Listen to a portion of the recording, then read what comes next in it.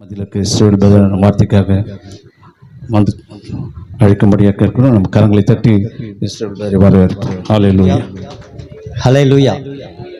எத்தனை பேர் மகிழ்ச்சியா இருக்கிறீங்க? நெகேமியா சொல்லும்போது சொன்னார், கர்த்தருக்குள் மகிழ்ச்சியா இருப்பதே நம்முடைய பலன். ஆண்டவர் தான் நமக்கு பலன் கொடுப்பார். உலகம் சொல்லுது சந்தோஷமா இருந்தா உடம்புல நல்லா என்ன ஆன்டிபயோட்டிக்கு இன்க்ரீஸ் ஆகும், நோய் எதிர்ப்பு சக்தி என்ன ஆகுமா, அதிகரிக்கும். அதை ஆண்டவர் நமக்கு அவருடைய சமூகத்தில் இருக்கிறவங்களுக்கு அவர் சொல்லி கொடுத்திருக்கிறார். நமக்கு அங்கதான் ஆண்டவர் நமக்கு என்ன செய்கிறார், பலன் கொடுக்கிறார். இயேசுவின் நாமத்தினாலே நான் வாழ்த்துகிறேன். ஐஎஸ்பி பிரேயர் ஃபெலோஷிப் சார்பாக அருமையான பிரபண்ணன் குடும்பத்தாரை நான் வாழ்த்துகிறேன். பிரபண்ணன் குடும்பம் எங்களுக்கு கிட்டத்தட்ட 19 வருடங்களாக எங்களுக்கு அறிமுகமான ஒரு குடும்பம். நாங்கள் அவர்களுக்கு ரொம்ப தூரமானவர்கள் கிடையாது, நாங்கள் ரொம்ப சொந்தமானவர்கள். ஓப்பனாக ஒரே வார்த்தையில் சொல்லணும்னா ரொம்ப சொந்தமானவர்கள். அருமையான அன்பு குடும்பத்தாரை நான் வாழ்த்துகிறேன். அண்ணனை குறித்து ஒரு நல்ல வார்த்தை சொல்லணும் அப்படின்னா, ஆராதனை வேளையிலே கர்த்தர் ஒரு காரியத்தை நான் வெளிப்படுத்தினாங்க. எப்படின்னு சொல்லணும் அப்படின்னா, வேதத்தோடய நான் ஒப்பிட்டு சொல்ல நான் முயற்சிக்கிறேன். அப்படின்னும் போது யோபுடைய குடும்பத்தை கர்த்தர் எனக்கு காண்பித்தார். யோபுடைய குடும்பம் அந்த ஊத் தேசத்துல எப்படி இருந்தாங்க? உத்தமனும் சன்மார்க்கனும் நீதிமானும் தேவனுக்கு பயந்து பொல்லாப்புக்கு விலகுகிற ஒரு குடும்பமா இருந்தாங்க. அப்படிப்பட்ட ஒரு குடும்பம் தான் இந்த குடும்பம். ஆனா அந்த குடும்பம் நிறைய உபத்திரவங்களையும் என்ன செஞ்சாங்க, பார்த்தாங்க. ஆனா எவ்வளவு உபத்திரவத்தை பார்த்தாங்களோ அந்த அளவுக்கு கர்த்தர் அந்த யோபு குடும்பத்தார் என்ன செஞ்சாரு, மேன்மையாய் வைத்து இரட்டிப்பான நன்மையை கொடுத்து அந்த யோபு குடும்பத்தை கர்த்தர் வேலி அடைத்து பாதுகாத்து சத்துரு வெட்கப்படும்படி தேவன் மகிமைப்படும்படியாக அந்த யோபுவை ஒரு பொறுமைக்கு அடையாளமாக சாட்சியாக வைத்திருக்கிறதை பார்க்கிறோம். உண்மையாகவே அண்ணன் சாட்சி சொல்லும் போது அண்ணன் சொன்னாங்க தன் மகளுக்கு, அந்த நேரத்துலலாம் நான் போன்ல இருக்கிறேன், எங்க இருக்கிறீங்கன்னும் போது இந்த மாதிரி அப்போல இருக்கிறேன், இது மாதிரி ஜோம் பண்ணிக்கோங்கன்னு சொல்லிக்கிட்டே இருந்தாங்க. ஆக்சுவலா ஒரு விஷயம் நம்ம தெரிஞ்சுக்கணும். என்ன சொன்னாங்க, நம்ம அப்படிப்பட்ட ஒரு செய்யறதுதான் பெரிய சாட்சின்னு. ஆனா எபேசியர் 2:10 வேதத்துல ஒரு வார்த்தை இருக்கு. என்னன்னா, நீங்கள் கிறிஸ்து இயேசுக்குள் சிருஷ்டிக்கப்பட்டதே அந்த ரட்சிக்கப்பட்ட அந்த நாளிலிருந்தே நாம அந்த நற்கிரியைகள் நமக்குள்ள அது சுவாபமாவே இருக்கிறதாம். இதை ஒருத்தர் சொல்லி கொடுத்து, இல்ல இதை செஞ்சா என்ன 4 பேர் பாராட்டுவாங்க, இதை செஞ்சா 4 பேர் புகழ்வாங்க, ஐயோ இவர் செய்யலன்னா அப்புறம் என்ன பின்னாடி வந்து 4 கேள்வி கேட்பாரு. அப்படி இல்லை, கிறிஸ்துவினுடைய சுவாபம் நமக்குள்ள இருக்கிறதுனால அந்த நெருக்கமான இடுக்கமான சூழ்நிலையில் எல்லாவற்றையும் விட்டு விட்டு ஒரு தேவதூதனை போல நம்ம பணிவிட என்ன அந்த ஒரு கிருபையை கர்த்தர் கொடுத்திருக்கிறார். அதனால அண்ணன் சின்ன வயசுல ரட்சிக்கப்பட்டதுனால அவர் அது மாத்திரமல்ல, அவர் இன்னும் எவ்வளவு குடும்பங்களுக்கு அவர் அந்த நற்கிரியைகளை அவர் செய்து கொண்டு தான் இருக்கிறார். எங்கள் குடும்பத்துக்கும் அவர் மிகுந்த ஒரு ஆதரவாக கூட இருந்த நாட்கள் உண்டு. அதற்காக நான் கர்த்தரை ஸ்தோத்திரிக்கிறேன். சரி, இப்போதும் நான் வேத தியானத்துக்கு நேராக நம்ம கடந்து சொல்லுவோம். தேவனுடைய வார்த்தையை நாம் தியானித்து பின்பதாக கொஞ்சம் தம்பி எக்கோவை கொஞ்சம் குறைங்க. பின்பதாக நாம ஜெபிக்க போறோம். அவருடைய மகா பரிசுத்த ஸ்தலத்திலிருந்து நம்ம வேண்டுதல்களையும் விண்ணப்பங்களையும் செய்து நாம முடிக்க இருக்கிறோம். அதனால இன்னைக்கு வாசிக்க கேட்ட வேத பகுதி, சங்கீத பகுதியிலிருந்து ஒரு வசனத்தை நான் உங்களுக்காக, நீங்க யாராவது ஒருத்தர் வாசிங்க நம்ம தியானத்துக்காக. அந்த 45வது அதிகாரத்துல 9வது வசனத்தை வாசிக்கலாம்.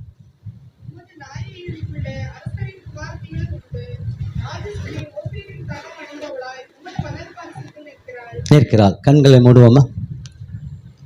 எங்களை அதிகமாய் நேசிக்கிற நல்ல தகப்பனே, கிருபையாய் நீர் எங்களை ஐக்கியப்படுத்தினீர், எங்களை கூட்டி சேர்த்தீர்.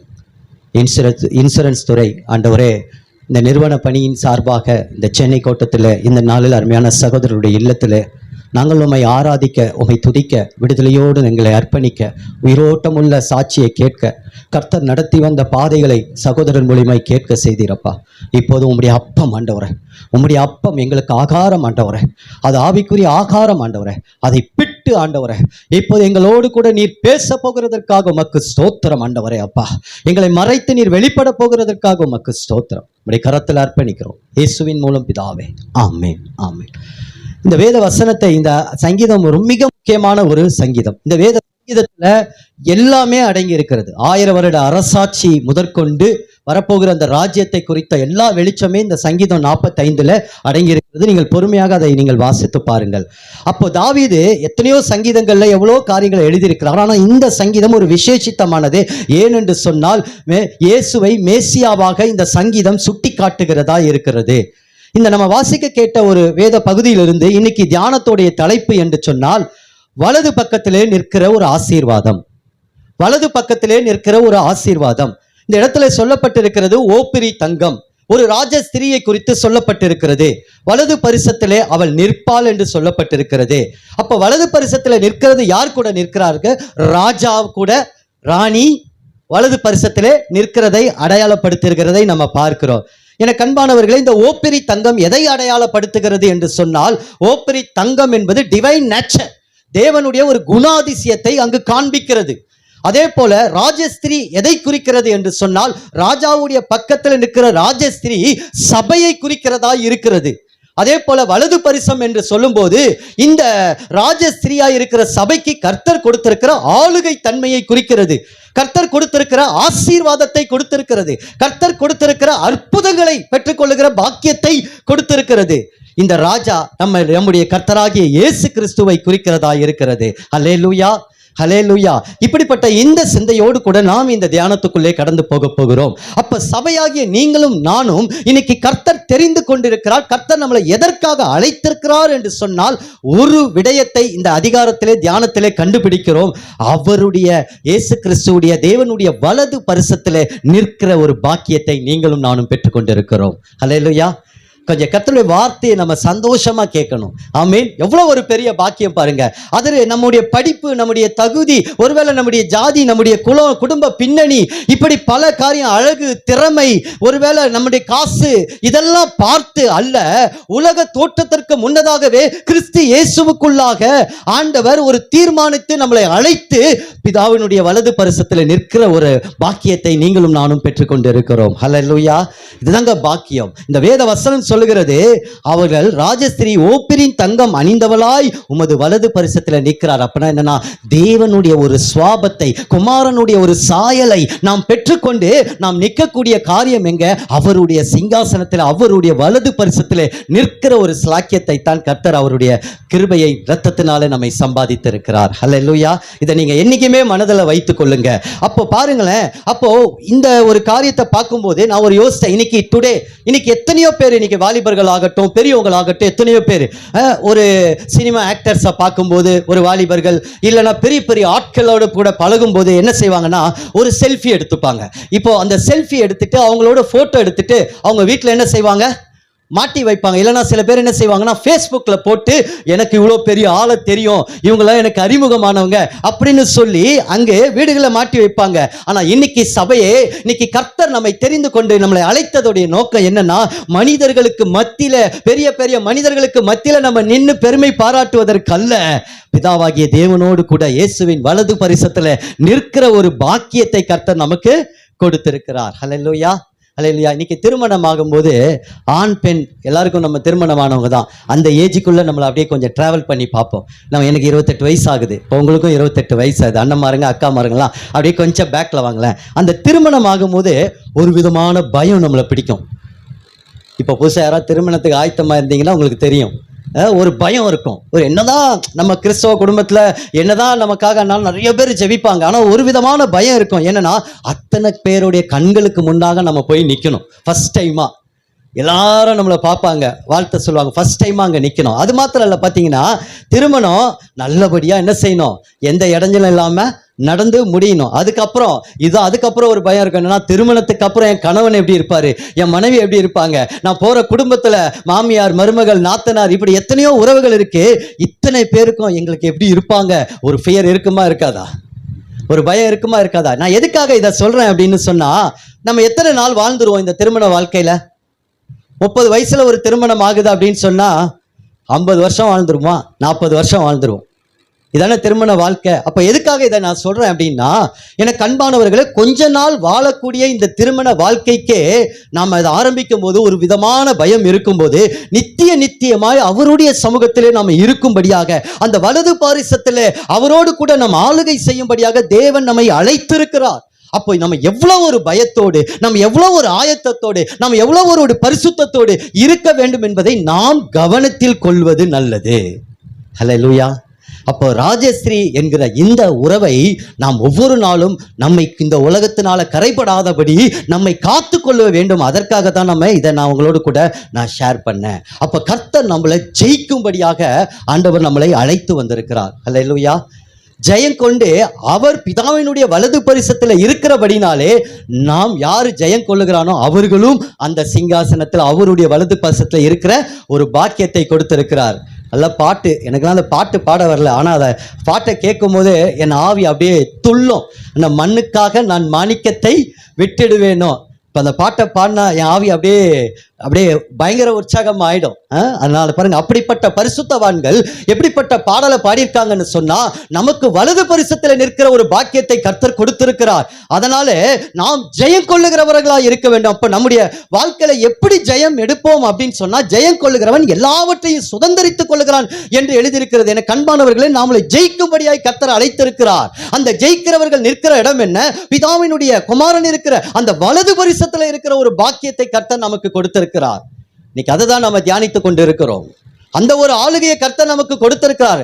எனக்கு அன்பானவர்கள், அதனால உலக மனிதர்களுக்கோ ஒருவேளை இந்த நேரத்தில் நீங்க சோர்ந்து போய் வந்திருக்கலாம், நீங்க பலவீனப்பட்டு வந்திருக்கலாம். நான் இன்னைக்கு உங்களை உற்சாகப்படுத்துவதற்கு சொல்ல, கர்த்தர் பிதா இயேசு சொன்னார், நான் சுயமாய் கர்த்தருடைய வசனத்தை பேசல, எனக்குள் ஆவி பிதாவாகிய தேவன் இருக்கிறார். அவர் என்னை கொண்டு என்ன சொல்ல சித்தமா இருக்கிறார் அதை தான் சொல்லுகிறார். அதனால இந்த கூடுகையில, அருமையான இந்த இல்லத்துல, ஒரு பரிசுத்த தேவன் தங்கி இருக்கிற இந்த இல்லத்திலே நான் சொல்றேன், கர்த்தர் நம்மளை ஜெயம் கொள்ளும்படியாய் நடத்துவார். நீங்கள் ஜெயம் கொள்ளுவீர்கள். ஜெயம் கொள்ளுகிறவன் எல்லாவற்றையும் சுதந்திரத்துக் கொள்ளலாம். இந்த ஜெயத்தை எப்படி பெற்றுக்கொள்வோம்னா, வெளிப்படுத்தல் 12:11, இதுக்கு முன்னாடி நான் சொன்ன 2 வசனங்களும் வெளிப்படுத்தல் 3:21, வெளிப்படுத்தல் 21:7, இந்த ரெண்டுத்திலே இந்த வார்த்தை வருகிறது.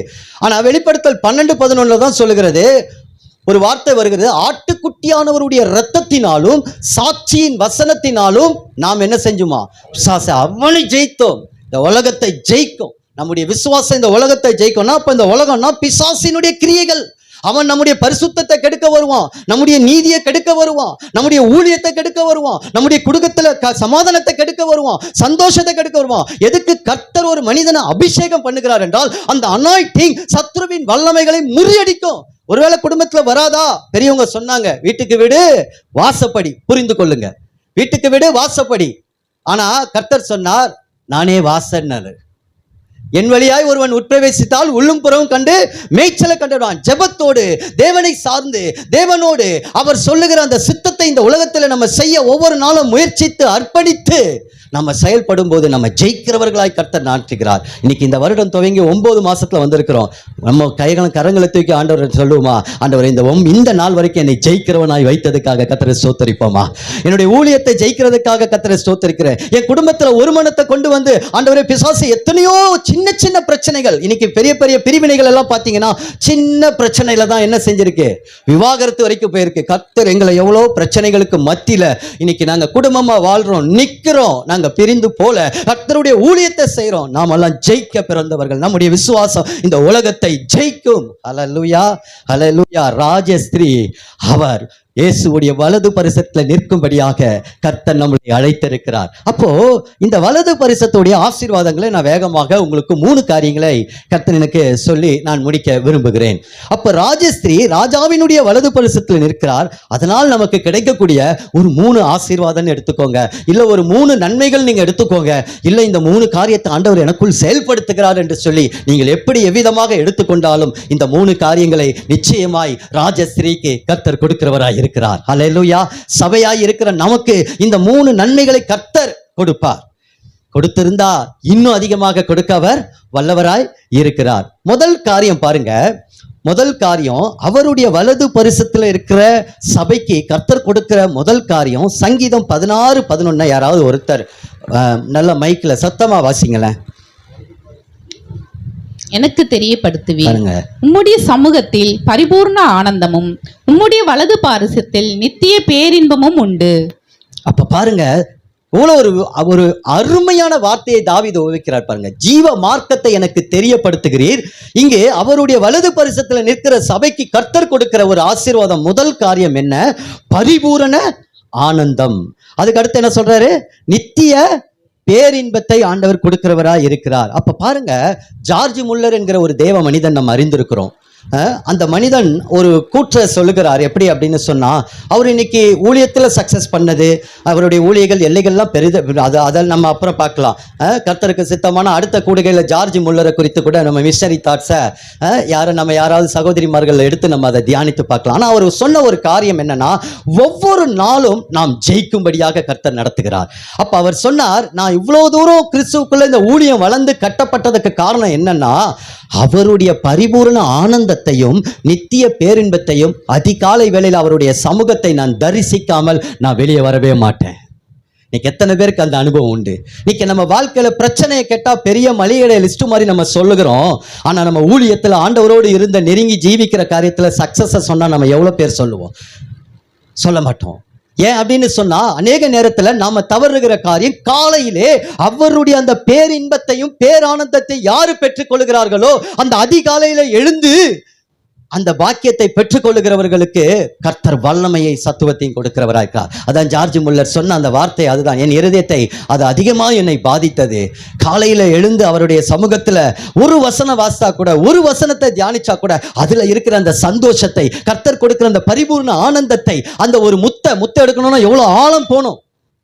அதை எடுத்துட்டு வந்தாதானே அதை அழகு பார்த்து அதை அழகா அணிகலன்களாக மாற்ற முடியுது, அது வெளியேற பெற்றதாய் மாறுகிறது. அதே போல நாம் ஒவ்வொரு நாளும் அப்படிப்பட்ட ஒரு ஆனந்தத்தை, பாக்கியத்தை அவர் சமூகத்தில் பெற்றுக்கொள்ள வேண்டும். எனக்கு அன்பானவர்களே, பாருங்க, இன்னொரு காரியம் கூட நான் யோசித்தேன் இதை அப்படியே தியானிக்கும் போது. ஏன்னா வலது பரிசத்தில் நிற்கிற ஒரு ஆசீர்வாதம் இது. வலது பரிசத்தில் நிற்கிறவர்களுக்கு கர்த்தர் யாருக்கு தான் கொடுத்திருக்கிறார்? மனவாட்டியாகிய நமக்கு, சபைக்கு தான் கர்த்தர் அந்த வலது பரிசத்தை, அந்த ஆளுகையை, அந்த ஆசீர்வாதத்தை கர்த்தர் என்ன செய்கிறார்? கொடுத்திருக்கிறார். இப்போ ஒரு ராஜா தேசத்தை ஆளுகிறவர். இப்போ தேசத்தை ஆளுகிறவர்னா நமக்கு அதெல்லாம் சொல்ல வேண்டிய அவசியம் இல்லை. நமக்கு எல்லாருமே தெரியும், தேசத்தை ஆளுகிறவங்க அவங்களுக்கு அதிகாரம் இருக்கும், அவங்க பவர்ஃபுல்லா இருப்பாங்க. இப்போ அவங்களுக்கு ஒரு மனைவி இருக்கிறாங்கன்னு வச்சுக்கோங்க. இப்போ தேசத்தை ஆளுகிறவருக்கு நான் ஒரு மனைவியா இருக்கிறேன்னு வச்சுக்கோங்களேன். இப்போ நீங்க யோசிங்க, எனக்கு ஏதாவது கவலை இருக்குமா? எனக்கு ஏதாவது கவலை இருக்குமா? இப்போ இருக்கிற வீட்டுக்காரரை பார்த்து யோசிச்சிடாதீங்க. அது கொஞ்சம் என்னதான் இருக்கும், டிஸ்டர்பே இருக்க தான் செய்யும். அதனால தான் அப்படி ஏற்ற துணியை உண்டாக்கி இருக்கிறாரு நீங்க. ஏன்னா அப்பதான் ஒருத்தருக்கு ஒருத்தர் என்ன ஆவீங்க?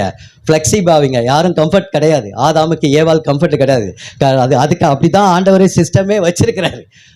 அப்போ அதை நீங்க கடைசி வரைக்கும் என்ன செய்யணும்? அவர் கொடுக்குற பலத்துல ஒருத்தருக்கு ஒருத்தர் விட்டு கொடுத்து சகிப்பு தன்மையோடு வாழ்ந்து ஆவியினால பலப்பட்டு கர்த்தருடைய நாமத்தை நீங்க மகிமைப்படுத்தணும். ஆனா முடிவு ரெண்டு ஆத்துமாவை எப்படி ஆயிடும் தெரியுமா? நீங்க அப்படி வாழ பழகிட்டீங்க அப்படின்னு சொன்னா ஒரு 58-60 வயசு ரிட்டைர்மெண்ட் சொல்றோம். அப்போ சொல்லுங்க, நீ இல்லாம நான் இல்லை, நான் இல்லாம நீ இல்லை. தாவீது யோனத்தானை போல அந்த ஆத்துமா ஒரு ஸ்திரீயின் சேகத்தை போல அந்த கணவனும் மனைவியும் பாண்டிங் ஆயிடுங்க. நீங்க அதுக்கு தான் ஆண்டவர் அப்படி வச்சிருக்கிறாரு. பாருங்க, ஆதாம் சொன்ன மாதிரி, என் எலும்பிலும் என் எலும்பு என் மாம்சத்திலும் என் மாம்சமா இருப்பா. அது சொன்னதை அவர் ஆதாம் செஞ்சாரா இல்லையா? ஆதாம் செஞ்சாரா இல்லையா? அவர் தானே சொன்னாரு, செஞ்சாரு. ஏவாள் தான் வஞ்சிக்கப்பட்டா, ஆதாம் வஞ்சிக்கப்படலை. ஆதாம் கிட்ட சத்துரு நெருங்கவே இல்லை. ஆனா அந்த வார்த்தை, அவன் சொன்ன அந்த அன்பான வார்த்தையினாலதான் முதல் தற்கொலை எங்க வருதுன்னா, ஆதாம் தான் ஃபர்ஸ்ட் சூசைட் பண்றாரு. ஏவாள் கனியை வாங்கி அதை சாப்பிட்டா மரித்து போவோன்னு ஆதாமுக்கு நல்லா தெரியும். நம்ம கீழ்ப்படியாமனால விழுந்து போவோன்னு நல்லா தெரியும். ஆனா அவர் சொன்ன வார்த்தை அந்த அன்பு.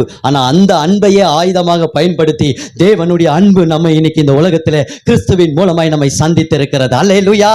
சத்துரு எத்தனையோ ஆயுதங்களை இன்னைக்கு வீசினாலும் அன்பு என்கிற அந்த அச்சாணியை இந்த வாழ்க்கையின் சக்கரத்தில் அவன் எடுக்கவே முடியல. தேவன் அதே அன்பின் வழியாக வந்துதான் இன்னைக்கு நம்மளை ரட்சித்திருக்கிறார். அல்லேலூயா. அப்ப பாருங்க, அப்போ ஏதாவது கவலை இருக்குமா? சொல்லுங்க. நமக்கு ராஜா ஒருத்தர் இருக்கிறார். கவலைப்படாதீங்க, கவலைப்படாதீங்க. அம்பானி மனைவிக்கு கவலை இருக்குமா? நம்ம பக்கத்தில் வருவோம். நம்ம இந்திய தேசத்தில் காலைல போய் காய் வாங்கணும், காலைல சமைக்கணும், இதை குழம்பு வைக்கவா அந்த குழம்பு வைக்கவா, அதெல்லாம் எதுவுமே இருக்காது பாருங்க. அப்போ ராஜா, எதுக்கு இதை சொல்றேன்னா, ராஜாவுக்கு முன்பாக துக்க முகமாய் நிற்கக்கூடாது. அன்னைக்கு இருந்த ராஜாவுக்கு உள்ள ஒரு ஆர்டர் இருந்தது. என்னன்னா, ராஜாவுக்கு முன்னாடி யாரும் துக்க முகமும் துக்க வஸ்திரங்களும் போட்டுட்டு இருக்கக்கூடாது. இப்போ சொல்லுங்க, கணவர்மார்கள்லாம் சொல்லுங்க, அண்ணன்மார்கள்லாம் சொல்லுங்க, என் மனைவி அப்படியே துக்கமாக வந்து நின்னா எனக்கு பிடிக்குமா? அவங்க ஒரே ஒரு ஸ்மைல் பண்ணி என்னை காலையில் பார்த்துட்டாங்க அப்படின்னு சொன்னால் ஹாப்பி இருக்குமா? சும்மா சொல்லுங்களேன். நம்ம எல்லாம் பிரதர்ஸ் தானே, சொல்லுங்க. அந்த ஒரு ஸ்மைல் நம்ம மனைவி நம்மளை பார்த்து சொல்லிட்டாங்கன்னா, ஊக்கப்படுத்திட்டாங்கன்னா, தாவீது சொன்ன மாதிரி உம்மாலே ஒரு மதிலையும் உம்மாலே ஒரு சேனைக்குள்ள பாய்வன்ற மாதிரி அந்த டே எவ்வளோ ஒரு ஹாப்பியாக போயிடும். ஆனால் காலையில் அவங்க கொஞ்சம் முகத்தை சுழிச்சிட்டாங்க, அன்னைக்கு டே ஃபுல்லாக உண்மையா இல்லையா? நான் சொல்றேன், எனக்கு உண்மை. என் மனைவி சிரிச்சிட்டானா போதும், என்னை பார்த்து அவரு ஒரு லுக் விட்டு ஒரு சிரிச்சிட்டானா போதும், எனக்கு பெரிய ஹாப்பி ஆயிடும். இன்னைக்கு பாருங்க, நமக்கு ராஜா இருக்கிறார்.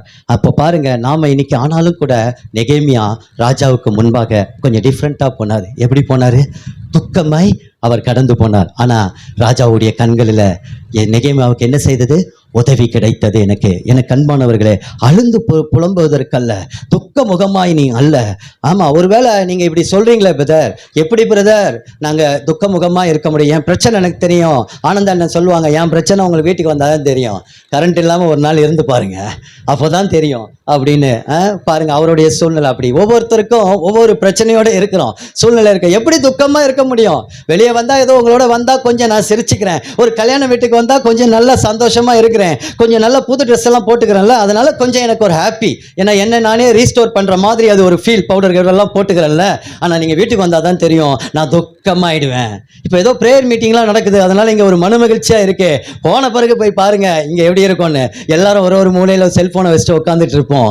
அப்படி அல்ல எனக்கு அன்பானவர்களே. நான் இதை எதுக்கு சொல்றேன் அப்படின்னா, சூழ்நிலைகள் நமக்கு எப்படி இருந்தாலும் நாம இன்னைக்கு ஆண்டவருக்கு முன்பாக நம்ம துக்க முகமாய் காணப்படக்கூடாது. ஏன் சொல்றேன் அப்படின்னா, அவருடைய பிரசன்னத்துல நாம இருக்கிறோம். அவருடைய பிரசன்னத்துல நம்ம தைரியத்தோடும் விசுவாசத்தோடும் நம்பிக்கையோடு வந்து ஜெபிக்கும் போது இந்த ஆண்டவர் நம்ம எப்படி பார்க்கிறார் என்று சொன்னால், நான் ஒரு சாதாரணமான ஒரு ஆளா அவர் என்னை பார்க்கிறது அல்ல, என்னை ஒரு வேலைக்காரனாக அவர் பார்ப்பது அல்ல. உலகம் இன்னைக்கு என்னை எப்படினாலும் பார்க்கலாம், உலகம் என்னுடைய அந்தஸ்து, என் ஸ்டேட்டஸ், என் நிலைமை, என் வஸ்திரங்களை, இவைகளை வைத்து ஒரு கணக்கு பண்ணி என்ன பார்க்கும். ஆனா நாம தேவ சமூகத்துல பார்க்கும்போது தேவனுடைய பார்வை நம்மை குறித்து எப்படி இருக்குன்னா, நீ ராஜஸ்திரீயாய் கர்த்தர் நம்மளை பார்க்கிறார். அந்த ராஜாவுக்குரிய, அந்த ராஜஸ்திரீக்குரிய அலங்காரம் இருக்கிறது அந்த இயேசுக்கு. அதனாலதான் அந்த 45ஆம் அதிகாரத்துல அவர் பொற்சரிகையை தரித்தவளாய், சித்திரையாடலை தரித்தவளாய் அந்த ராஜாவுக்கு முன்பாக வருவார். அந்த அழகிலே கர்த்தர் பிரியப்படுகிறவராய் இருக்கிறார். அப்ப அழுதே ஜெபிக்க கூடாதுன்னு சொல்றீங்களா? அப்ப ஆண்டவருக்கு முன்னாடி நம்ம அழுது ஜெபிக்க கூடாதுன்றீங்களா? இல்ல எனக்கு பிரியமானவர்கள், அப்படி நம்ம புரிந்து கொள்ளக்கூடாது. எத்தனையோ பரிசுத்தவான் இயேசு இந்த பூமியில இருந்த நாட்கள் எல்லாம் அவர் பலத்த சத்தத்தோடு கண்ணீரோடும் அவர் ஜெபித்தார் என்று வேதம் சொல்லுகிறது. கண்ணீரோடு ஜெபிக்கணும், அழுது புலம்பு ஜெபிக்கணும். எனக்கு அன்பானவர்களே, அப்ப பாருங்க, நான் ஒரு காரியத்தை சொல்றேன், ஜெபிக்கிறதுல ஒரு அழுது ஆண்டவர்கிட்ட ஜெபிக்கிறது தப்பு கிடையாது, கட்டாயம் ஜெபிக்கணும். இப்போ ஜேவியர் அண்ணெல்லாம் கல்யாணம் நடத்தியிருக்காங்க, 2 கல்யாணம். அவங்கெல்லாம் ஆண்டவருடைய சமூகத்தில் பிள்ளைகளுக்காக எப்படி அழுது ஜெபித்ததுனால தான் அந்த திருமணத்தை கர்த்தர் ஆசீர்வதித்து கொடுத்தார். 2 திருமணத்தையும் அற்புதமாய் நடத்தி கொடுத்தார். இப்படி ஒவ்வொருவரும் நம்ம பிள்ளைகளுக்காக என்ன செய்துகிட்டு இருக்கோம்? அழுது கொண்டு இருக்கிறோம். அது முக்கியம் அல்ல. அப்போ ஜெபத்துல நம்ம அழுது ஜெபிச்சுட்டு திரும்பி வரும்போது தான் நம்முடைய ரிசல்ட் தெரியணும். அதுக்கு தான் இதை சொல்றேன். இப்போ நான் அழுதுட்டேன், ஆண்டவர்கிட்ட போய் அழுகுறேன், தப்பு இல்லை.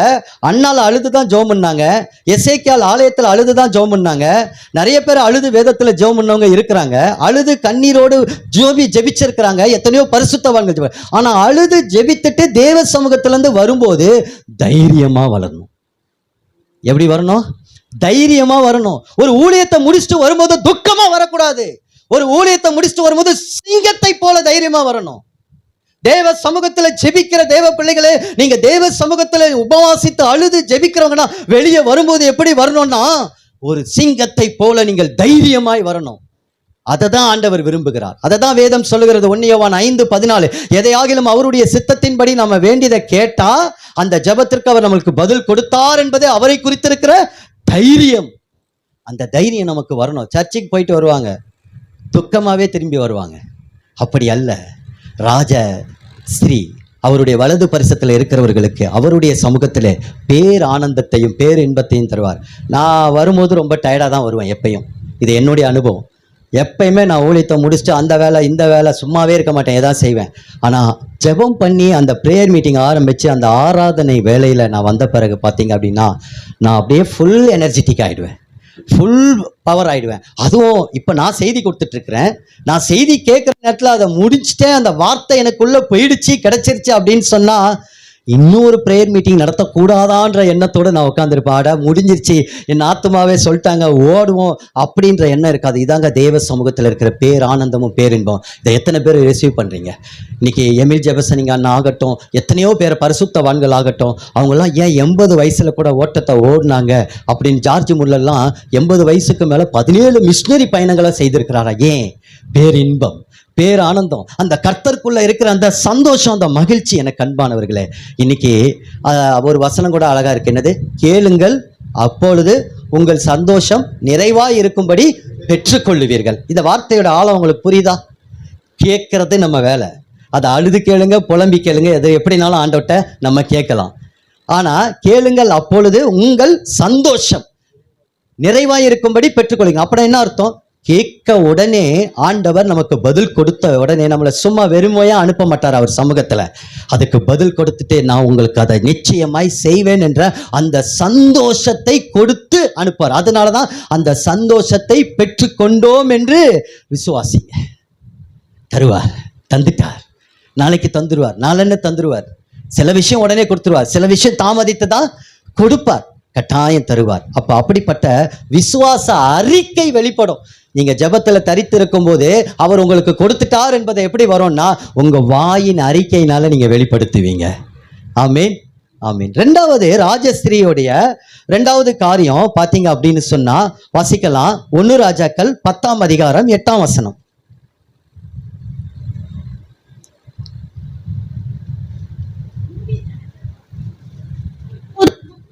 நின்று உம்முடைய ஞானத்தை கேட்கிற உம்முடைய ஊழியக்காரரும் பாக்கியவான்கள். பாக்கியவான்கள். அப்போ சேபா ராஜஸ்திரி சாலமோன் ராஜாவை பார்த்து சொல்லுகிற ஒரு வார்த்தை. இப்ப பாருங்க, இரண்டாவது காரியம், தேவ சத்தத்தை அவருடைய வலது பரிசத்தில் இருக்கிறவர்கள் கேட்பார்கள்.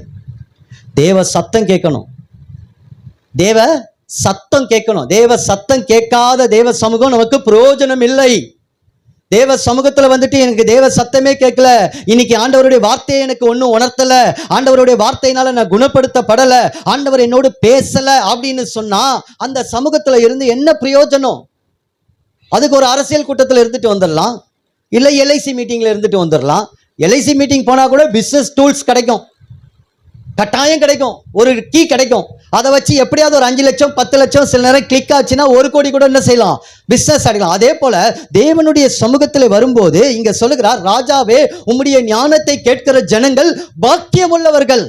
அப்ப ராஜா பேசினால் 2 காரியத்தை நம்ம உணர்ந்து கொள்ளலாம். 1, ராஜா வார்த்தை தயவு செய்யும், 1 ராஜா வார்த்தை நம்மை சிட்சிக்கு வார்த்தையா இருக்கும், கண்டிக்கும், தண்டிக்கும்.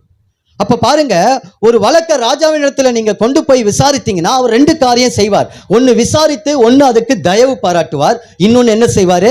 அதுக்கு தண்டனையை கொடுக்கிறவராய் இருக்கிறார். அப்ப எஸ்தர் புஸ்தகத்துல நீங்க வாசிக்கும் போது எல்லாம் வேதம் தெரியும் நிறைய, அதனால ரொம்ப உங்களுக்கு எலாபரேட்டா நான் சொல்ல வேண்டிய அவசியம் இல்லை. அப்ப பாத்தீங்கன்னா எஸ்தர் நாட்கள்ல வஸ்தி அவ ராஜாவுக்கு முன்னாடி ஆட சொல்றா. இப்ப ராஜாவுடைய வார்த்தை ஆடுங்க அப்படின்னு சொல்றா. ஆனா அந்த ராஜாவுடைய வார்த்தைக்கு அவ என்ன செய்யல? கீழ்ப்படியில. ஆனா எஸ்தர் ராஜாத்தி ராஜாவுடைய சமூகத்துல போகும்போது கர்த்தருடைய கண்கள், அந்த ராஜாவுடைய கண்கள் என்ன கிடைக்குது? தயவு கிடைக்குது. அப்ப பாருங்க, எதுக்கு இதை சொல்றேன் அப்படின்னா, ராஜா சொன்னதை யாராலையும் மாற்ற முடியவே முடியாது. எதுக்கு இதை சொல்றேன்னா, வஸ்தி கடைசி வரைக்கும் அந்த ராணி ஸ்தானத்தை விட்டு விலக்கப்பட்டாள். ஆனா எஸ்தர் அந்த ராணி ஸ்தானத்தை கர்த்தர் கொடுத்தார். அப்ப ராஜாவுடைய வார்த்தை எவ்வளவு பெரியது பாருங்க. இதே போல வேதத்துல ஒரு சம்பவம் இருக்கு. தாவீதுக்கு வயசாயிடுச்சு. இதனால அடுத்து ராஜா யாருன்னு குடும்பத்துல மூத்த மகன் இருக்கணும், அப்சலோம். இந்த அப்சலோம் என்ன செய்கிறான்னா, ஒரு யுக்தியை கையாண்டு அவங்க ஒரு பிளான் போட்டு நான் தான் ராஜாவான்னு ஒரு சுயமா செயல்பட்டு இருக்கிறான். அந்த நேரத்துல ராஜா ஒரே வார்த்தை சொல்றாரு, சாலமோன் தான் ராஜா. இப்ப என்ன ஆச்சு? கடைசியில எது நடந்தது? சாலமோன் சொன்னதுதான், சாலமோன் தான் ராஜா. அப்ப சாலமோன் தான் ராஜாவா வந்தாரு. அப்ப பாருங்க, இங்கு இரண்டாவது ராஜஸ்திரிக்கு வலது பக்கத்தில் நிற்கிற ஒரு ஆசீர்வாதம் என்ன? நீங்களும் நானும் அவருடைய சமூகத்துல போகும்போது, ஒரு காரியத்திற்காக ஒரு சமூகத்துல போய் நீங்க நிற்கும் போது, நான் இன்னைக்கு இதை உங்களை உற்சாகப்படுத்துவதற்காக சொல்ல, ஊக்கப்படுத்துவதற்காக சொல்ல, நம்மை ஆண்டவர் இன்னும் ஆவிக்குரிய வாழ்க்கையில நம்மளை ஜெயிக்கிறவர்களாய் நடத்த வேண்டும் என்று சொல்வதற்காக நான் சொல்றேன். இவ்வளவு வரைக்கும் எனக்கு 47 வயசாகுது. இந்த 47 வயசு நான் 2005 6வது மே மாசம் 27ஆம் தேதி 2:30 மணிக்கு என் அறை வீட்டுக்குள்ள நான் ரட்சிக்கப்பட்டேன். அவருடைய சமூகத்துல அவர் என்னை குறித்து சொல்லும் வாக்குத்தத்த வார்த்தை எந்த வேலையிலும் எந்த சாத்தானாலையும் அந்த காரியத்தை நிறைவேற்ற விடாதபடி செயல்படுத்த முடியாது. சாத்தானுடைய வல்லமைகள் செயல்படாது. ஏன் அதை சொல்றேன் அப்படின்னு சொன்னா, அவர் சொன்னதை செய்ய வல்லவர்.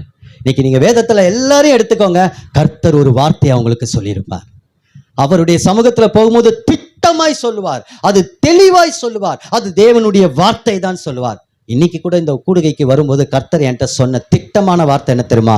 யாக்கோப்பே, உன் முகம் செத்து போவதில்லை. இஸ்ரவேலே, உன் முகம் வெட்கப்பட்டு போவதில்லை. ஆண்டவரே, எல்லாரும் ஞானிகளா இருக்கிறாங்க. இதுல நிறைய வேதத்தை படித்தவங்க இருக்காங்க. ராகவன் பிரதர் மாதிரி எழுத்தாணி, அவரெல்லாம் எழுதுகிறவர், வேதத்தை படித்து கரைத்து குடித்து. இப்படி திறமைகள் மத்தியில நான் இன்னைக்கு தேவனுடைய வார்த்தையை கொடுக்க நான் ஊந்தப்பட்டிருக்கிறேன் சொல்லும் போது, உன் முகம் வெட்கப்பட்டு போவதில்லை, உன் முகம் செத்து போவதில்லை என்று சொல்லி என்னை ஆண்டவர் அவருடைய சமூகத்திலே என்னை தைரியப்படுத்தினவராய் இருக்கிறார். மோடி இருக்கிறாரு. கொஞ்ச நாளைக்கு முன்னாடி ஒரு ஆர்டர் போட்டாரு, நைட்டோட நைட்டா. என்ன ஆர்டர் போட்டாரு? 2000 நோட்டு செல்லாது அப்படின்னு போட்டார். இப்போ இந்த ஆர்டரு செல்லுபடியாச்சா? பேங்க் மேனேஜராக இருந்தால் கூட 2000 நோட்டு செல்லாதுன்னு அவர் போட்டது தான். அப்போ பாருங்க, தேவனுடைய ஒரே வார்த்தை நம்முடைய வாழ்க்கை முழுவதையும் நடத்தும். அதனால தேவ சமூகத்தில் நம்ம ஜெபிக்கிறவங்களா இருக்கிறோம். நிறைய பிரச்சனைகளை கேட்டு அழுது ஜெபிக்கிறவங்களா இருக்கிறோம். நான் முதலே சொன்னேன், அவர் நமக்கு பேரின்பமும் பேர் ஆனந்தமுமாய் வெளிப்படுவார்னு சொன்னேன். இப்போ 2வது காரியம், அவர் நம்மோடு பேசுவார். ஜெபிச்சு முடிச்சு கொஞ்ச நேரம் அமைதியாக இருங்க, அவர் பிரசன்னத்தில் இருங்க. ஊரின் தும்மியம்லாம் பழைய ஏற்பாட்டில் கேள்விப்பட்டிருக்கீங்கல்ல? அதெல்லாம் ஒரு யுத்தத்துக்கு போகணுமா போகணுமான்னு தேவன் பேசணும். அது எப்படி தெரியும்?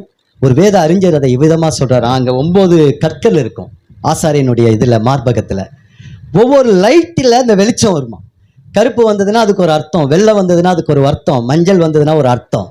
அதே போல தான் இன்னைக்கு ஆண்டவர், நீங்கள் தேவ சமூகத்தில் காத்து இருந்தால், ஆண்டவரே நான் ஒரு ஊழியத்தை செய்ய போகலாமா, என் பிள்ளை குறித்து இந்த காரியம் என்ன என்று சொல்லி நீங்கள் காத்து இருக்கும்போது ஆண்டவர் கொடுப்பார். நான் இந்த ஒரு சம்பவத்தை சொல்கிறேன். நான் கடந்த ஆண்டு வீடு வாங்கினவங்களுக்கு எல்லாருக்குமே தெரியும்.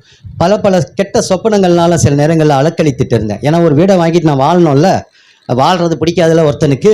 பல பிரச்சனைகளை கொண்டு எங்கள் அம்மா ஒன்று சொல்கிறாங்க, என் மனைவி சொல்கிறா, எல்லாருமே ஒன்று சொல்கிறாங்க. அதில் என் பையனை குறித்த ஒரு காரியம் எங்களுக்கு எல்லாருக்குமே ஒரு அக்செப்ட் பண்ண முடியல. என்னென்னா, என் பையன் மாடியிலேருந்து கீழே விழுற மாதிரியும் மரித்து போகிற மாதிரியும் ஒரு பெரிய மரண திகிலை கொண்டு விட்டான். எனக்கு இதெல்லாம் என்கிட்ட சொன்ன உடனே நான் ஒன்றுமே கவலைப்படலை. ஏன்னா நான் எப்பயுமே டக்குன்னு பதற மாட்டேன், டக்குன்னு கலங்க மாட்டேன். ஏன்னா எனக்கு அவர் பெரியவராக என் கூட இருக்கிறாருன்ற அந்த அசைக்க முடியாத ஒரு விசுவாசம், நம்பிக்கை எனக்கு உண்டது. ஏன் அப்படி இருக்குன்னா, நான் உலக பிரகாரமாக வாழ்க்கை வாழும் போதே நான் எவ்வளோ அநியாயங்கள் பண்ணி சத்துருக்களோடு இருக்கும் போதே என் ஜீவனை காத்தவர். நான் இன்னைக்கு அவருக்கு ஊழியம் செய்கிறேன், அவரோடு கூட இருக்கிறேன், அவர் பிள்ளையா இருக்கிறேன். என் ஜீவனை யாராவது தொட முடியுமா? முடியாது. அதனால எனக்கு அந்த அசால்ட்டு தைரியம் எனக்கு உண்டு. நான் வாகனத்துல போகும்போதெல்லாம் பயப்படவே மாட்டேன். எந்த வாகனம் எதுக்க வந்தாலும் பயப்படவே மாட்டேன். அதுக்காக நான் அநியாயமாக அதர்மத்தனா தர்மம் இல்லாமலாம் ஓட்ட மாட்டேன்னு வச்சுக்கோங்க. கரெக்டாக ஓட்டுவேன்னு வச்சுக்கோ, கொஞ்சம் பயபக்தியோட தான் ஓட்ட, தேவனை பக்கத்தில் வச்சுட்டு தான் ஓட்டுவேன்னு வச்சுக்கோங்க, சமயத்துக்கு ஏற்ற மாதிரி.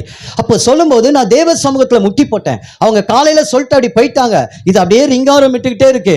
ஆண்டவர் சொல்கிறாரு, முட்டி போடு, ஏன் நீ அதை உள்ளே கொண்டு போகிற, என் சமூகத்தில் கொண்டு வான்னு. நான் முட்டி போட்டு ஒரு 1/2 மணி நேரம் விடுதலையோடு ஜெபித்து, அபிஷேகத்தோடு ஜெபித்து, அவனை நினைத்து, அவன் தாயின் கர்ப்பத்தில் வாக்கு தத்தத்தின் பிள்ளையா இந்த உலகத்துக்கு பிறந்தவன், அவன் மேலே இப்படிப்பட்ட ஒரு காரியம் வரக்கூடாதுன்னு சொல்லி நான் பாரத்தோடு நான் செபிச்சிட்டேன். பட்டு அதை கட்டி கடிந்து ஜோமன்ட்டேன். ஆனால் இப்போ ஆண்டவரே, பரலோகத்திலேருந்து ஒரு சத்தம் வரணும். அந்த சத்தம் இப்போ இந்த காரியத்திலேருந்து எனக்கு, நான் ஒரு உதாரணத்துக்கு இதை சொல்கிறேன். அப்படி சொல்லுங்க ஆண்டவரே, நான் தெளிவாயிடுவேன், எங்கள் குடும்பம் எல்லாருமே அந்த காரியத்திலேருந்து விடுதலை பெற்றுவோம் அப்படின்னு சொல்லும் போதே கர்த்தர் பேசினா. கர்த்தருடைய நாமம் பலத்த துர்கம், நீதிமான் அதற்குள் ஓடி சுகமாய் இருப்பான். அங்க மரண பயம், ஆனா கர்த்தருடைய வார்த்தை சொல்லுகிறது, உன் பிள்ளை சுகமா இருப்பான், நீங்க சுகமா இருப்பீங்க. ஏன்னா உங்களை கர்த்தருடைய நாமம் பலத்த துர்கம். யார் அதற்குள்ள ஓடி சுகமா இருப்பான்? நீதிமான் அதற்குள் ஓடி சுகமா இருப்பான். நம்முடைய பிள்ளைகளுக்கு கர்த்தர் அடைக்கலமாய் இருப்பார் என்று சொன்ன உடனே எனக்கு ஒரே பேரானந்தம் ஆயிடுச்சு. ஹல்லேலூயா, ஹல்லேலூயா. அப்போ பாருங்க, இதுதான் பாருங்க, கர்த்தர் வார்த்தை நம்ம கிட்ட பேசினா கர்த்தர் நம்ம கிட்ட இருந்து முதல் எடுத்து போடுறது என்னன்னா, பயத்தை எடுத்து போட்டுருவார்.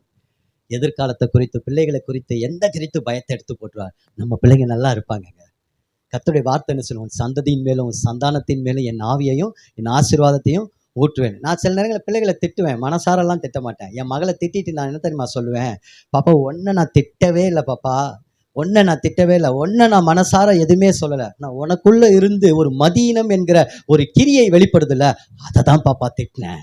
அதனால ஒன்றை திட்டின நீ தப்பா நினச்சிக்காத, அதை தான் திட்டினோடனே என் பாப்பா அப்பா அன்பு கூறுறாரா இல்லை உண்மையிலே திட்டுறாரான்னு அவ யோசிக்க ஆரம்பிச்சிருவா. பாருங்க, அப்படி அவருடைய வலது பரிசத்தில் நிற்கிறவர்கள் தேவ சத்தத்தை கேட்பார்கள். யோவான் 8:35 சொல்லுகிறது, தேவ சத்தத்தை கேட்கிறவர்கள் தேவனுடைய புத்திரர்கள் என்று வேதம் சொல்லியிருக்கிறது. மூன்றாவது காரியம், இதே சங்கீதம் 45:6-7 வாசிங்க. நான் வேகமா முடிச்சிடுறேன், நம்ம ஜெபத்துக்கு நேரா கடந்து போவோம்.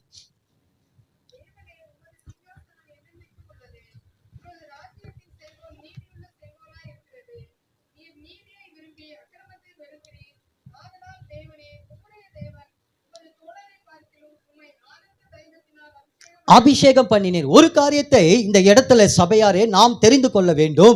அவருடைய வலது பரிசத்தில் நிற்கிற ஆசீர்வாதத்தை, நன்மையை குறித்து நாம் தியானித்துக் கொண்டிருக்கிறோம். நீங்களும் நானும் அவருடைய வலது பரிசத்தில் நிற்கிற ஓப்பெரி தங்கம் அணிந்த ஒரு சபையாய், மனவாட்டியாய் கர்த்தர் நம்மளை தெரிந்து கொண்டிருக்கிறார். மூன்றாவது காரியம், அவர் அக்கிரமத்தை வெறித்து அவர் நீதியை விரும்புகிறவர். அப்போ அந்த நீதியை தான் நமக்கு கொடுத்திருக்கிறார். நம்முடைய நீதியினால ரட்சிக்கப்படலை. நம்முடைய நீதியெல்லாம் அழுக்கான கந்தை. அப்போ அவருடைய நீதி சிலுவையில இயேசு தான் தேவனுடைய நீதி.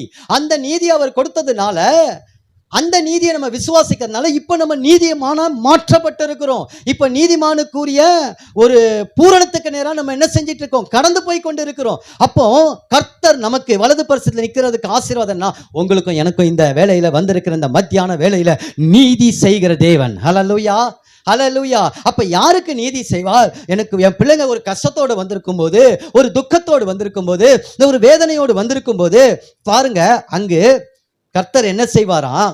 காணப்படும் போது அங்கு அவர் விசாரித்து அங்கு என்ன செய்வாராம்? நீதி செய்வார். உங்களையும் என்னையும் விசாரிக்கிறவர் ஒருவர் இருக்கிறார். அவர் நமக்கு என்ன செய்வார்? நீதி செய்வார். அதனாலதான் பிலிப்பியர் பவுல் இப்படி எழுதுறாரு, அதாவது தலை நிமிர்த்த இடமில்லை, கால் நீட்ட இடமில்லை. அப்படிப்பட்ட சிறைச்சாலையிலிருந்து பவுல் சொல்லுகிறார், உங்கள் எப்பொழுதும் கர்த்தருக்குள் சந்தோஷமா இருங்கள். மறுபடியும் சொல்லுகிறேன், உங்கள் கவலைகளை எல்லாம் அவர் விசாரிக்கிறவரானபடியினால் அவரிடத்தில் உங்கள் கவலைகளை தெரியப்படுத்துங்கள். அப்போது எல்லா புத்திக்கும் மேலான தேவ சமாதி. எந்த இடத்துல இருந்து அவர் எழுதுறார் தெரியுமா? தலை நிமிர இடமில்லை, கால் நீட்ட இடமில்லை. அப்ப எப்படி இருந்திருக்கிறார்? சிறைச்சாலையில இப்படிதான் இருந்திருக்கிறார். அந்த நிலைமையிலிருந்து சபையை அவர் உற்சாகப்படுத்துகிறார். அவர் நீதி செய்கிற தகப்பன், நம்மை விசாரிக்கிற ஒரு தகப்பன். இந்த வேளையில நீங்க பாரத்தோடு, ஏதோ ஒரு சோகத்தோடு, ஏதோ ஒரு தேவையோடு நீங்க வந்திருக்கிறீங்கன்னா, ரொம்ப நாள் நீங்க ஜெபிச்சுக்கிட்டே இருக்கீங்க, ஒரு காரியத்திற்கு வந்திருக்கிறீங்கன்னா, நான் இன்னைக்கு சொல்றேன், ஆண்டவர் உங்களுக்கு நீதி செய்கிற தேவனாய் வெளிப்படுவார். இந்த மத்தியான வேளையிலே நம்முடைய ஆண்டவர் அக்கிரமத்தை வெறுத்து நீதியை விரும்புகிறவர். அவர் நமக்கு நீதி செய்கிறவராய் வெளிப்படுவார். எதையாவது உங்களை ஏமாற்றி இருக்கலாம், யாராவது உங்களை இழிவா பேசியிருக்கலாம், யாராவது உங்களை தூஷணமா பேசியிருக்கலாம், நீங்க ஏமாற்றப்பட்டிருக்கலாம், நஷ்டப்பட்டிருக்கலாம், உங்க வாழ்க்கையை பார்த்து ஒருவேளை யாராவது சிரிச்சு கொண்டு இருக்கலாம். ஆனா நீங்க தேவ சமூகத்தில் அழுது நின்றுட்டு கொண்டிருக்கீங்கல்ல, உங்களுக்கும் எனக்கும் கர்த்தர் நீதி செய்கிற நாள் தூரமாய் அல்ல, அது சமீபமாய் வந்திருக்கிறது. இன்றே ரட்சணத்தின் நாள், இன்றே அனுக்கிரகத்தின் நாள் என்று பவுல் சொன்னது போல ஆண்டவர் இன்னைக்கே அந்த நீதியை நமக்கு செய்ய வல்லவராய் இருக்கிறார். ஹல்லேலூயா, ஹல்லேலூயா. எனக்கு அன்பானவர்களே, நான் ஒரு காரியத்தை சொல்றேன். என் சகோதரி கடந்த நாட்களில் மிகுந்த ஒரு துக்கத்தை அடைஞ்சா. சில பேருக்கு தெரியும், திடீரென்று அவங்க குடும்பத்தில் பிஸ்னஸ் பிரிஞ்சுது. அந்த பிஸ்னஸ் பிரிஞ்ச உடனே பார்த்தீங்க அப்படின்னு சொன்னால் வேற ஒரு தொழில் அவங்க ஆரம்பிக்க வேண்டிய சூழ்நிலை. எங்கள் மச்சானுக்கு சின்ன வயசு 8 வயசுலேருந்தே அந்த கடையில் வியாபாரத்தில் தான் அவங்க இருந்தாங்க. அதனால் அவருக்கு அந்த வியாபாரத்தை தவிர வேறு ஒன்றுமே தெரியாது. வெளி உலகங்கள் அவருக்கு அவ்வளோவா தெரியாது. தொழில் நல்லா செய்வார், எல்லாமே பண்ணுவார், அரிசி கொள்முதல் இதெல்லாம் நல்லா பண்ணுவார். இப்படிப்பட்ட ஒரு சூழ்நிலையில் வியாபாரம் பிரிஞ்சிருச்சு. மாமனார் கண்ட்ரோலில் தான் ஃபுல்லாக இருந்தது. இப்போ அவரும் முடிஞ்சவொடனே கடையும் காலி பண்ணின்னு சொன்னோடனே அடுத்த வியாபாரம் தொழில் ஆரம்பிக்கணும். எங்கள் மச்சானை, என் தங்கச்சி வீட்டுக்காரரை ஏதோ ஒரு டெவில், நான் மறுபடியும் சொல்கிறேன், பிசாசு 3 விதங்களில் சபையை தாக்கும்படி மனுக்குலத்தை ஏற்கனவே அந்த 3 விதங்களில் பிடித்து வச்சிருக்கிறான். ஒன்று வெளிப்புற தாக்குதல், 2வது டிப்ரெஸ், மன சோர்வு. நீங்கள் எவ்வளோ பெரிய ஆளாக இருக்கட்டும், எலியாவே என்ன செஞ்சார்? ஒரு பெசபேலுக்கு பயந்து, இதான் அவனுடைய தந்திரம். அன்னைக்கு எலியா என்னை எடுத்துக்கொள்ளுங்கன்னு சொல்லலைன்னா எலியா இன்னும் கொஞ்ச நாள் இருந்திருப்பார். அதுக்கப்புறம் அவர் பெரிய ஊழியம் செய்யலை. எலிசாவை அபிஷேகம் பண்ணிட்டு அவர் எடுத்துக்கொள்ளப்பட்டார். அப்போ பாருங்க, 3வது காரியம் கட்டுப்படுத்தி தாக்குவான். கட்டுப்படுத்தி தாக்குறதுனா என்ன தெரியுமா? அன்பையே அச்சாணியா வச்சு, அந்த அன்பையே அடையாளமா வச்சு பிசாசு என்ன செய்வான்? தாக்கிடுவான். இன்னைக்கு யூத் அப்படிதான் செய்யறான். இன்னைக்கு லவ்லாம் எப்படி உருவாகுது? அன்பு. உன்னை நேசிக்கிற ஒரு அன்பு, எதிர்ப்பாளரை நேசிக்கிற ஒரு அன்பு, இந்த அன்பை கொடுத்து அம்மா அப்பா அன்பை விட, சகோதரன் அன்பை விட, மற்ற அன்பை, தேவனுடைய அன்பை விட, இயேசுடைய அன்பை விட இன்னைக்கு இந்த அன்பு தான் பெருசுன்னு சொல்லி அந்த அன்பையே ஒரு அச்சாணியாக வச்சு சத்துரு என்ன செய்கிறான், இன்னைக்கு கட்டுப்படுத்தி தாக்கி செல்ஃப் ஜஸ்டிஃபிகேஷனில் கொண்டு வந்துடுறான். அதே போல் எங்கள் மச்சானும் டிப்ரெஷனில் விழுந்துட்டார். டிப்ரெஷன்னா ரொம்ப கொடுமையாக இருக்கும். அவங்க வீட்டுக்கு நாங்கள் போகும்போது அப்படியே ரோட்டில் அப்படியே தரையில் உருண்டு உருண்டு போவார், நடந்துக்கிட்டே இருப்பார். ஆண்டவரை பற்றி பேசினா அதை சொல்லவே முடியல, என்ன சொன்னாலும் போக முடியல, என்ன சொன்னாலும் அவருக்கு விளங்கலை. என்ன செல்ஃப் ஜஸ்டிஃபிகேஷனில் போயிட்டாங்கன்னா என்ன நடக்கும்னா சாக்கு போக்கு சொல்ல ஆரம்பிச்சிருவாங்க. நீங்கள் ஆண்டவரை பற்றி சொன்னீங்கன்னா சாக்கு போக்கு பேச ஆச்சுவாங்க. இந்த காது என்ன ஆகிடும், அடப்பட்டு போயிடும். இதான் பிசாசுடைய தந்திரம். அந்த டிப்ரெஸ்ஸில் இருக்கிறவங்கள அப்புறம் நானும் என் தங்கச்சி எல்லாரும் சபையாரா 21 நாட்கள் உபவாசம் இருந்து ஜெபிக்க ஆரம்பித்தோம். ஆண்டவருடைய சமூகத்தில் கண்ணீரோடு இரவும் பகலும், ஆண்டவரை எங்கள் மச்சானை உயிர்ப்பித்து கொடுங்க ஆண்டவரை, இந்த டிப்ரெஸ்லேருந்து வெளிக்கொண்டு வாங்க. ஒருவேளை அவர் வேலை செய்யணும்னு சம்பாதிக்கணும்னு அவசியம் இல்லை. ஏன்னா இவர் 8 வயசுலேருந்து அவர் வேலை செஞ்சதுனால நிறையவே சம்பாதிச்சு வச்சிட்டார். அப்பத்துக்கும் தண்ணீருக்கும் கஷ்டம்லாம் கிடையாது என் தங்கச்சிக்கு. ஆனால் அவர் டிப்ரெஸ்லேருந்து வெளியே வரட்டும் ஆண்டவரை அப்படின்னு சொல்லி ஒரு நல்ல மனிதராக அவர் இருக்கட்டும், ஒரு நல்ல விசுவாசியாக இருக்கட்டும் ஆண்டவரே. ஏன்னா ஆண்டவரே எதிர்க்க ஆரம்பிச்சிட்டார், ஆண்டவரையே பழித்து பேச ஆரம்பிச்சிட்டார். அப்படிப்பட்ட மனநிலைக்குள்ள அவர் கடந்து போயிட்டார். 21 நாட்கள் சரியாக 9:30 மணி 10 மணிக்கு என் தங்கச்சி எல்லாரும் வாட்ஸ்அப் காலில் வந்துடுவோம். வந்தோடனே பாரத்தோடு ஜெபித்தோம். 21வது நாள் ஜெபித்து முடித்து அடுத்த ஒரு வாரம் கழித்து கர்த்தர் பெரிய விடுதலையை கொடுத்தார். அவர் வெளியே வர ஆரம்பித்தார். ஷேவ் பண்ணாதவர் ஷேவ் பண்ண ஆரம்பித்தார். எல்லா வேலைகளையும் செய்ய ஆரம்பித்தார். இப்போ நல்லா பேச ஆரம்பித்து விட்டார். தெளிந்த புத்தியை கர்த்தர் அவருக்கு கொடுத்தார். அதனால தான் இயேசு சொன்னார், ஜெபம் பண்ணுவதற்கு சோர்ந்து போகாதிருங்கள். அதற்கு ஒரு ஓமையை சொன்னார். லூக்கா 18ஆம் அதிகாரம் 1-7 வசனங்களை குறித்து கொள்ளுங்க. அப்போ ஓமையை சொன்னார், ஒரு விதவை தன் நியாயம் கேட்டு ஒரு அநீதியான ராஜாவை அலட்டி கொண்டே இருந்தார். ஆனால் அவன் நீதி செய்கிறதுக்கு அவனுக்கு தெரியவே தெரியாது. ஆனால் அப்படிப்பட்ட அந்த உலக ராஜாவே அவளுடைய அலட்டுதலை கேட்டு அவன் நீதி செய்தார்.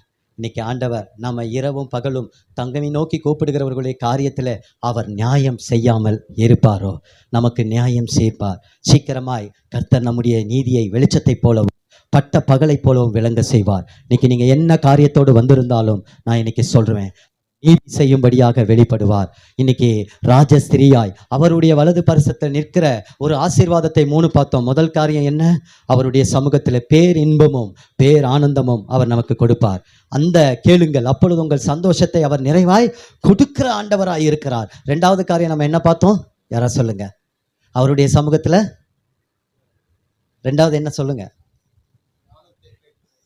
அவருடைய சத்தத்தை கேட்கிற ஜனங்களாய் கர்த்தர் நம்மளை மாற்றணும், அந்த சத்தத்தை கேட்கணும். அதனால தான் தாவீது சொன்னார், ஆண்டவரே உம்முடைய வார்த்தையை எனக்கு கிடைக்க பண்ணினதுனாலே, ஆண்டவரே இந்த வீட்டை குறித்து வார்த்தை கிடைத்தனால உம்மிடத்திலே தைரியமாய் பேசுவதற்கு எனக்கு தைரியம் உண்டானது என்று சொல்கிறார். வார்த்தை கிடைச்சதுன்னா, அப்பா நீங்க சொன்னீங்களே அதை எனக்கு செய்யுங்க. இன்னைக்கு பிள்ளையை குறித்து வார்த்தையை கேளுங்க, என் தொழிலை குறித்து வார்த்தையை கேளுங்க, இன்னைக்கு என் ஊழியத்தை குறித்து வார்த்தையை கேளுங்க.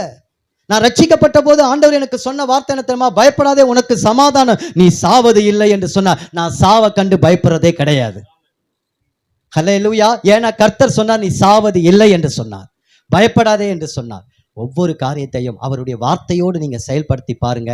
சத்துருடைய செயல்கள் ஒன்றும் நம்மளை தொடவே முடியவே முடியாது. ஆண்டவர் நம்முடைய நீதியை வெளிச்சத்தை போலவும் பட்ட பகலை போல விளங்க செய்வார். நம்ம எல்லாரும் கண் மூடுவோமா? இன்னைக்கு ஆண்டவர் வலது பரிசத்தில் நிற்கிற மனவாட்டிக்கு ஆண்டவர் கொடுக்கிற இந்த ஒரு ஆசீர்வாதம் இந்த 3 காரியம்தான். அவருடைய சந்தோஷத்தை நமக்கு கொடுக்கிறவர் அப்பா. இன்னைக்கு யாபேசுடைய எல்லைகளை விரிதாக்குங்கன்னு ஜெபம் பண்றோம். இன்னைக்கு நம்ம கொஞ்சம் மாத்தி ஜெபம் பண்ணுமா, ஆண்டவரே என்னுடைய சந்தோஷத்தின் எல்லைகளை விரிதாக்குங்கன்னு கேட்போமா. நான் உமக்குள்ள சந்தோஷமா இருக்கணும், உமக்குள்ள நான் சமாதானமா இருக்கணும் ஆண்டவரே. அந்த சந்தோஷத்தை எனக்கு இந்த நாட்கள்ல தாங்க ஆண்டவரே. ஏன்னா அவர் நித்தியமானவர், அவர் நித்திய பேரின்பத்தை தருகிறவர். நமக்கு இந்த உலகத்தின் சந்தோஷம்லாம் டெம்பரவரி, அதெல்லாம் போட்டு விட்டு விலக்கிட்டு ஆண்டவரே எப்போதும் என் ஆத்துமா உம்மோடு, அழிவில்லாத அந்த ஆத்துமாவை உம்மோடு நித்தியமா அந்த சந்தோஷத்துல என்ன நடத்துங்கப்பா. இந்த சத்தியத்தை நம்ம இன்னைக்கு கேட்டிருக்கிறோம். இன்னைக்கு இந்த சத்தியத்தை கர்த்தர் சங்கீதம் 45 நமக்கு கொடுத்திருக்கிறார். கவலைப்படாதிருங்க. தேவன் உங்களுக்கு என்ன சொன்னாரோ, ஒரு உலக பிரகாரமான ராஜாவே, உலக பிரகாரமான ஒரு பிரதம மந்திரியே, அவர் சொன்னதை நிறைவேற்றக்கூட அந்த அதிகாரம் இருக்குமானால், உங்களுக்காக எனக்காக ஜீவனை கொடுத்து மறுபடியும் மரித்து உயிரோடு எழும்பினவர், அவர் தம்முடைய வார்த்தையை உங்களுக்கு சொன்னதை செய்யுமளவு உங்களை கைவிடுவது இல்லை. அல்லேலூயா. இன்னைக்கு உங்களுக்கு என்ன சொன்னார்? யாக்கோப்புக்கு வனாந்தரத்திலே சொன்னார், அவனை இருபரிவாரத்தோடு நடத்தின தேவன் அல்லவா? அப்படிப்பட்ட தேவன் உங்களுக்கு சொன்னதை அவர் செய்வார். மரித்தோரை உயிர்ப்பிக்கிற தேவன் அப்பா. உங்கள் சரீரத்தை குறித்து ஆண்டவர் சொன்னார், அந்த சரீரத்தை உயிர்ப்பிக்கிற தேவனாய் வெளிப்படுவார். அவருடைய வார்த்தை எனக்கு சிறுமையிலே ஆறுதலாய் இருந்தது, ஆனா அந்த வார்த்தையே எனக்கு ஜீவனாய் என்னை உயிர்ப்பித்தது என்று சொல்ல போகிறீங்க. ஆமென் ஆண்டவரே. அப்பா, நீங்க நெடுநாள் காத்து கொண்டு இருக்கிறீங்க, இருதயம் இழைத்து போயிருக்கோம். நான் இன்னைக்கு இந்த சத்தியத்திலிருந்து உங்களுக்கு ஒரு விடுதலை ஆண்டவர் கொடுக்க போகிறார். உங்களுக்கு நீதி செய்கிறவராய் வெளிப்பட போகிறார். நீங்க எந்த காரியத்தில் இருந்தாலும் ஆண்டவர் நீதி செய்வார். அந்த சந்தோஷத்தோடு போங்க, அந்த சமாதானத்தோடு நீங்க போங்க. இந்த நாளிலும் கர்த்தர் ஆண்டவரே, இந்த வார்த்தையை உடைய கரத்துல ஒப்பு கொடுத்து நம்ம ஜெபிக்கிறோம். ஆண்டவரே, வந்த ஒவ்வொருவரையும் கர்த்தர் ஆசீர்வதிங்கப்பா. திறந்து கொடுத்த அண்ணன் குடும்பத்தை, அக்கா குடும்பத்தை, ஆண்டவரே அப்பா, பிள்ளைகளை, சந்ததிகளை தேவன் ஆசீர்வதிங்க. ஆண்டவரே, நீதி செய்யுங்கப்பா, நீதி செய்யுங்கப்பா. எங்கெல்லாம் தலை குனிந்து வெட்கப்பட்டு இருந்தாங்களோ அங்கெல்லாம் நீதிபரராகிய கர்த்தர் ஆண்டவரே உடைய பிள்ளைகளின் தலையை நீர் உயர்த்தி, ஆண்டவரே அப்பா, நீர் அவர்களோடு கூட இருக்கிறீர் என்பதை நீர் வெளிப்படுத்தி, ஆண்டவரே உடைய நீதி வெளிப்படட்டும். ஆண்டவரே அப்பா, வாய்கள் எல்லாம் அடைக்கப்படட்டும். ஆண்டவரே, ஆண்டவர், சத்துருக்கள் இச்சகம் பேசி அடங்குவார்கள். ஆண்டவரே, அவர்கள் மேடுகளை நீ மிதிக்கப் போகிறாய். ஆண்டவரே, அப்படிப்பட்ட பாக்கியத்தை சபைக்கு கொடுத்திருக்கிறீர். ஆண்டவரே அப்பா, இனி ஊழியத்துக்கு விரோதமாய், சபைக்கு விரோதமாய் ஆண்டவரே நீ எத்தனை அரசாங்கங்கள் எத்தனை எழுதினாலும் இன்னைக்கு சார்லி கிர்க்கை போல ஆண்டவரே அப்பா, இரத்த சாட்சிகள் மரணத்தை கண்டு பயப்படுகிறவர்களாய் அல்ல, கர்த்தருக்காக எழும்புகிறவர்களாய், சத்தியத்தை பேசுகிறவர்களாய், உரக்க சத்தமாய் ஆண்டவரே, அன்னைக்கு பீகார் தேசத்திலே அன்னைக்கு சபையை கலங்கடித்த போது சகோதரிகள் எழும்பி பேசினார்கள், இயேசு எங்களுக்கு பிள்ளைகளை கொடுத்தார், அவரை நாங்கள் ஆராதிப்போம் என்று தைரியம் உள்ள நாவுகளை எங்களுக்கு கொடுங்க. ஆண்டவரே, இனி பயந்து ஒடுங்கி ஓடுகிறவர்கள் அல்ல, நீதி செய்கிற தேவன். ஆண்டவரே, ஹல்லேலூயா, ஹல்லேலூயா, ஹல்லேலூயா. உமக்கு நாங்க நன்றி செலுத்துகிறோம் அப்பா. ஒவ்வொருவருடைய கண்ணீரை தொடங்க ஆண்டவரே அப்பா, உம்முடைய கரத்துல நாங்கள் ஒப்பு கொடுக்கிறோம். ஆண்டவரே, பிள்ளைகளை குறித்து பாரத்தோடு இருக்கிறவர்களை ஆண்டவரை ஆசீர்வதிங்க. பிள்ளைகளை திரட்சி ஆக்குவேன் என்று சொன்னவர் அப்பா, நீங்க திரட்சி ஆக்குங்க. ஆண்டவரே, தேவ சித்தம் பிள்ளைகள் வாழ்க்கையில வெளிப்படட்டும். ஆண்டவரே, இயேசுவின் நாமத்தினால் உம்முடைய கரத்தில் ஒப்பு கொடுக்கிறேன். நீர் ஆசீர்வதி. இயேசுவின் மூலம் பிதாவே.